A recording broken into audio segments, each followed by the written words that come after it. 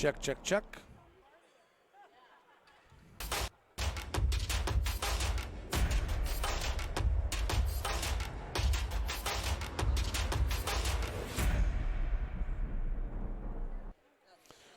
Welcome to POSTCAST tonight, where the Utah Jazz defeat the Cleveland Cavaliers, running away by the time it was done. Final score tonight, 126-113. Jazz led by 6 at the end of 1, 8 at the half, 12 at the end of 3, and won it by 16.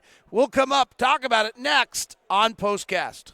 POSTCAST is brought to you by the store at 6200 South and 20th East. Also brought to you by the store located right at the gateway. And here he comes, ladies and gentlemen, the grand entrance tonight for Ron Boone into POSTCAST. How's that for pretty good timing? This is the exact moment of the show where I twist to Ron and say, so Ron, what are your thoughts on that one tonight? They were who we thought they were going to be. So we watched a bunch of film. We watched the Cavaliers. We always watch the game. So we watched them against New Orleans. New Orleans got anything they wanted offensively, ran out on them. We wondered, would the Jazz be able to do the same? The Jazz did exactly the same. Exactly. You could really tell which way the ball game was going early in the first quarter by the way the uncontested shots they were getting, especially Royce O'Neal, who does not get a lot of early shots in ball games. Usually it's spotty, maybe one every 3-4 minutes or something like that. But boy, he was able to get uncontested three-point shot attempts anyway, very early in that first quarter. So you get those open looks. We missed a few of them. We're the best catch-and-shoot team in the league. We're the best open three-shoot team in the league.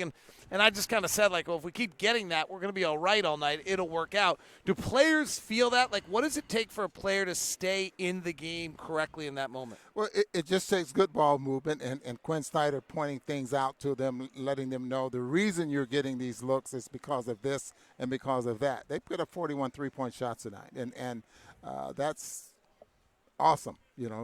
According to you, I'd rather see him take 30 and make 20, but yeah, but that's never happened. It's never going to happen. But the point Jazz took 50% of their shots as threes tonight. It's fabulous. Yeah, and that really makes a big difference, especially with the way Bojan is shooting. Donovan picks his. I think he's starting to pick and choose the times when he gets very aggressive, especially from the three-point line. But Royce O'Neal, very good night. What did he end up? I know he was 3 for 5 he at had one time. 4 of 6 and 3, 12 points. Bojan tonight busted out, 28 points, 7 rebounds, 6 assists. The 6 assists may be the most telling number. Yeah, and absolutely. Just a good night, David. All I mean, this was cakewalk, right? This is right, just run your offense, get your stuff. Rudy goes 8 of 9 for 20. I'm not sure this told us anything about the Jazz other than – frankly, they better win it. Yeah, right. I mean, this was kind of you have to win this or else you're absolutely in more world of hurt than you think. And if you didn't, you end up with the Houston Rockets and the New York Knicks tonight. I mean, fighting for your life and having to really play very hard, bust your butt in that fourth quarter to get back in it and give yourself a chance to win against a team that's not very good. This has been our ongoing thing as the Knicks have been up by 18, whether Ron was going to ever pick the Knicks. The Knicks just made split free throws as we're recording this with 4.6 seconds left. Houston will have the ball down 2 with 4.6 seconds left. The odds are way in the Knicks' favor, except for the fact they're the Knicks. So we'll see. It would be great from a Jazz standpoint if the Knicks get this win. It's the win of their week. Yeah. So then the Jazz come in tomorrow night or 2 nights from now and look better. There's some comments about Conley and the bench unit. They didn't have a very good first stint tonight. They had a better second stint. I was very interested in watching that. The rotation, this new rotation's beginning to come together. What do you think of that group of Conley, Ingles, Clarkson with George Niang and Tony Bradley? I like the fact that they've had a couple of basketball games to play against an opponent where the Jazz should win.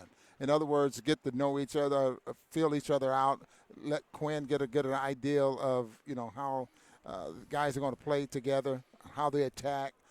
Can they rotate defensively together, or do they need Rudy or someone else, with that 5? What's Tony Bradley going to be?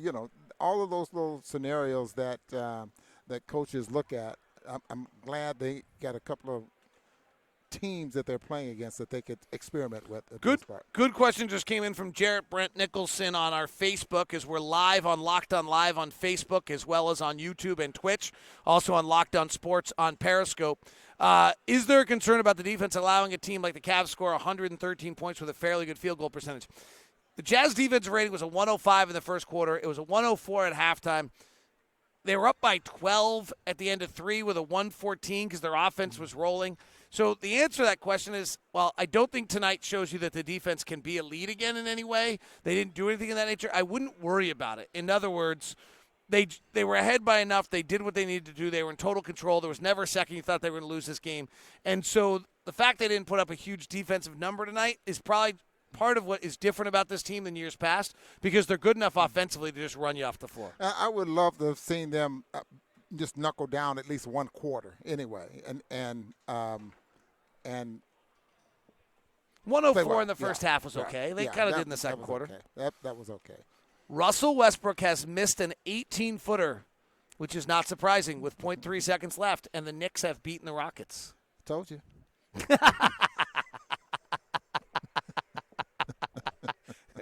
Ron Boone's never wrong. All right, I think that one's a short and simple one tonight. Not a lot to this one. Jazz just dominated an inferior opponent, and that's what you're supposed to do. So a good win by the Jazz. We'll talk to you when we play another inferior opponent in New York, and hopefully we do the same. Have a great night. This has been POSTCAST.